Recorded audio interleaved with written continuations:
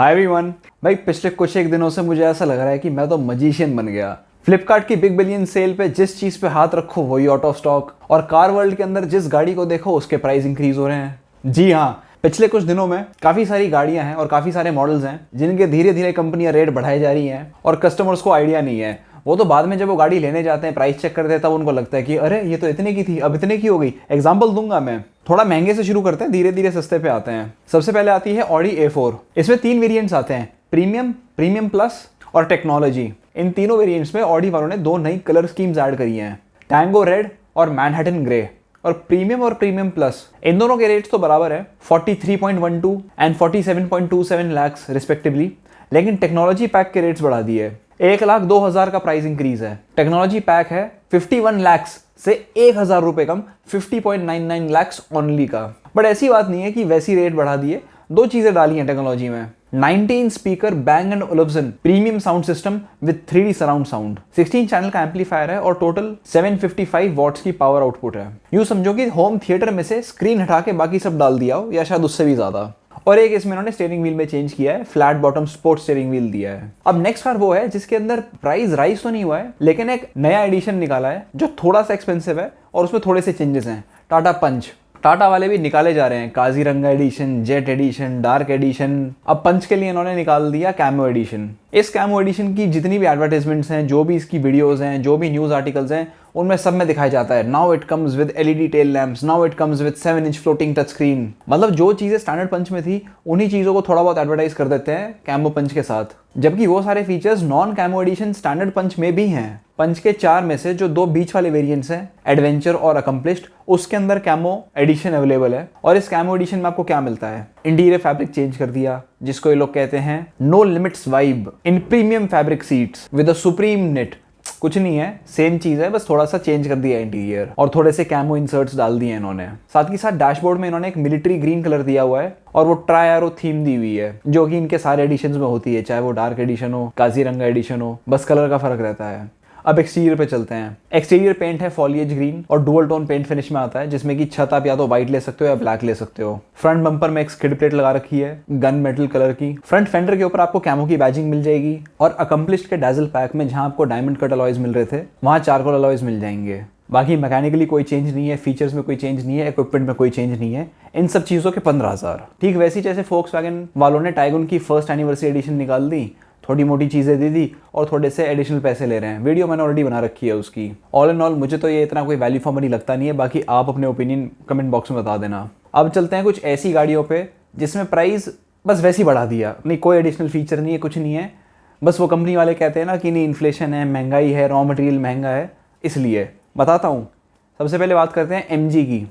Hector, Hector plus और ester, तीनों के रेट्स बढ़ा दिए। पहली बार नहीं बढ़ाए हैं, दूसरी बार बढ़ाए हैं इस साल में। हेक्टर और हेक्टर प्लस के तो अप्रैल में ही बढ़ाए थे और एस्टर के तो अभी जस्ट 2 महीने पहले जुलाई में ही बढ़ाए थे। आप लोगों ने 2-3 महीने पहले कोई प्लॉट लिया हो, उसके रेट्स शायद बढ़े हो ना बढ़े हो, गाड़ी ली होती तो उसके रेट्स जरूर बढ़ गए होते अब तक।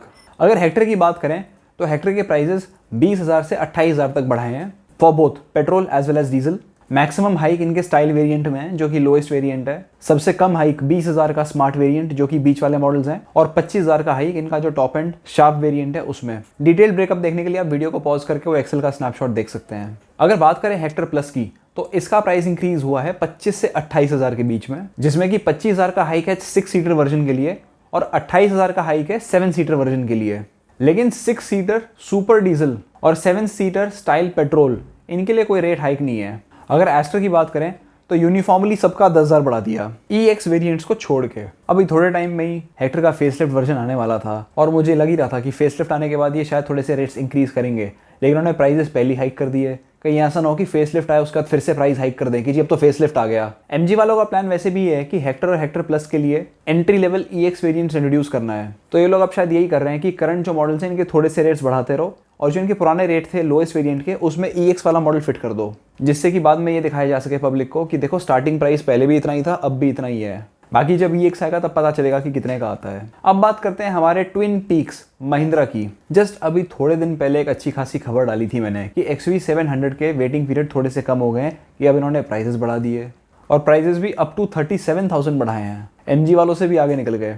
और सिर्फ XUV 700 नहीं, जो दूसरी ब्लॉकबस्टर व्हीकल है थार, उसके भी रेट्स बढ़ा दिए बाय अप टू ₹28,000।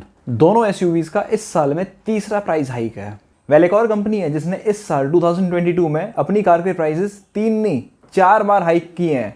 गेस करो कौन सी है? हिंट देता हूँ, जुलाई में इंक्रीज हुआ था लास्ट टाइम। उसकी वीडियो मेरे चैनल पे है, जाके देख लेना।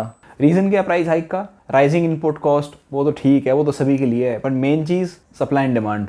डिमांड बहुत ज़्यादा है इनकी गाड़ियों की एंड सप्लाई उतनी कर नहीं पा रहे, तो वो इकोनॉमिक्स के इक्वेशन को बैलेंस करना पड़ता है ना, और थोड़ा सा प्रॉफिट भी लेना पड़ता है। कर दिया प्राइस राइज। खैर कितना प्राइस राइज किया है?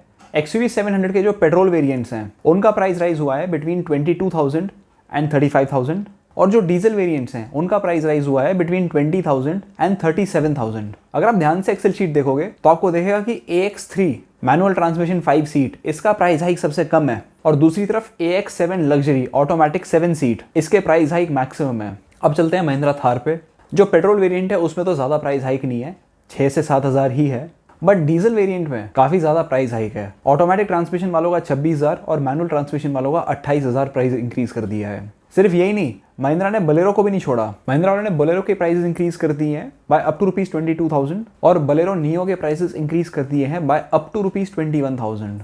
बस जो बीच वाले B6 और N8 वेरिएंट्स हैं दोनों के, इनको नहीं छेड़ा इन्होंने। महिंद्रा वाले अपनी सारी कार्स के रेट्स बढ़ा रहे हैं, लेकिन अभी XUV 300 को छेड़ा नहीं है। इसका मतलब कि तैयार हो जाओ कि XUV 300 का जो फेसलिफ्ट आएगा वो थोड़ा सा प्राइस हाइक के साथ आ सकता है। और रही बात जनवरी में आने वाली XUV 400, उसके साथ तो वो फ्लिपकार्ट का बिग बिलियन डेज वाला हाल होगा ही। तो ये थे कुछ लेटेस्ट अपडेट्स। बाकी कुछ गाड़ियाँ हैं जैसे टाटा की व्हीकल्स, इनमें इतने ज़्यादा एडिशंस आ रहे हैं कि काफ़ी कंफ्यूजन हो जाता है, तो मैं एक अलग से कॉस्ट एनालिसिस इनकी गाड़ियों का बाद में शेयर करूँगा। अभी के लिए सिर्फ इतना ही, बाय।